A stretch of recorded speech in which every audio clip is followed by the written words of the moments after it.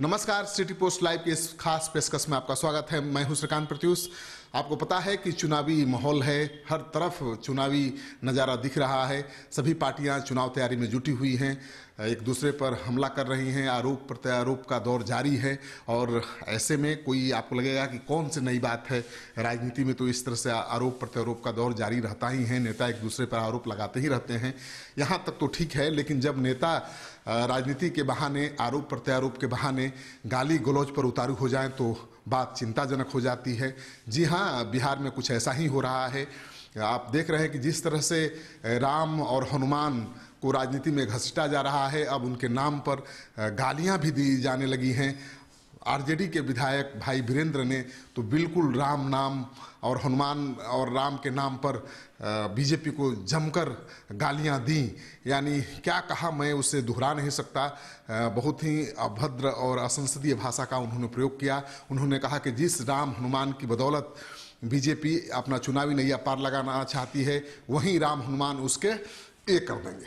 तो इतना अभद्र भाषा का प्रयोग करना राजनीति में मुझे नहीं लगता है कि शोभा देता है। आखिर राजनीति का स्तर कहाँ जा रहा है, नेता क्या चाहते हैं, और क्या गाली गलौज से ही वो अपने मुकाम तक पहुंचेंगे? क्या गाली गलौज के अलावा और किसी भाषा का इस्तेमाल नहीं किया जा सकता है? आपने देखा होगा, एक दिन पहले हमने दिखाया था जेडीयू के प्रशांत किशोर का ऑफ द रिकॉर्ड बयान, जिसमें वो कह रहे हैं कि भाषा से लोगों का संस्कार पता चलता है। और ये तो हर आदमी, हर व्यक्ति के व्यक्तिगत स्वभाव पर निर्भर करता है कि वो कैसी भाषा का प्रयोग करता है, और भाषा से ही उसके संस्कार और आचरण का पता चलता है। उन्होंने कहा कि भाषा पर संयम रखना चाहिए और अभद्र भाषा से कोई ज़्यादा फायदा किसी को मिलना नहीं है। फिर इस तरह की भाषा के इस्तेमाल का क्या मतलब है? तो जो प्रशांत किशोर थे, उनका इशारा तेजस्वी की तरफ था, जो लगातार नीतीश कुमार को पलटू राम और क्या क्या नाम देते रहते हैं। लेकिन तेजस्वी यादव के विधायक भाई वीरेंद्र, जो पार्टी के प्रधान प्रवक्ता हैं, उन्होंने तो सारी सीमाएं पार कर दी हैं, उन्होंने तो हद पार कर दी है।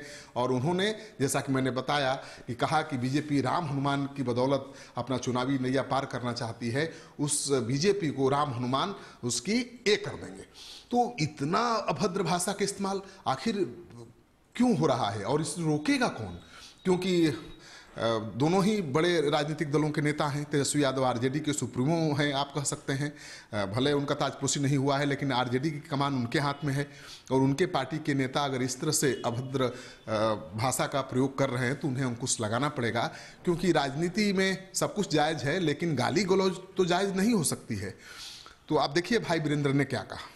चुनाव जीते थे बेरोजगारों को रोजगार देने के लिए। देश के बाहर जो काला धन है उसको लाकर 15-15 लाख हर व्यक्ति को देने के लिए, और जो किसान है उसके खेतों में उसकी दोगुनी लागत का दोगुनी राशि देने का आपने वादा किया था। आपने एक भी वादा सरजमीन पर नहीं लाया।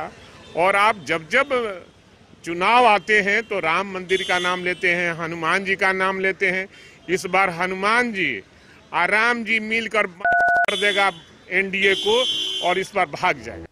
तो आपने भाई वीरेंद्र की बात सुन ली। उनके बयान से आप समझ गए होंगे कि उनका कहने का क्या मकसद था और वो क्या कह रहे हैं। हम उसको दोहरा नहीं सकते हैं, लेकिन इस तरह की भाषा का इस्तेमाल अगर राजनीति में की जाएगी तो फिर लोग कैसे नेताओं के बयान को सुनेंगे, देखेंगे? ये सबसे बड़ा सवाल है। क्या नेताओं के बयान भी अब एडल्ट कह के जारी किए जाएंगे कि 18 साल से कम उम्र के लोगों का देखना मना है?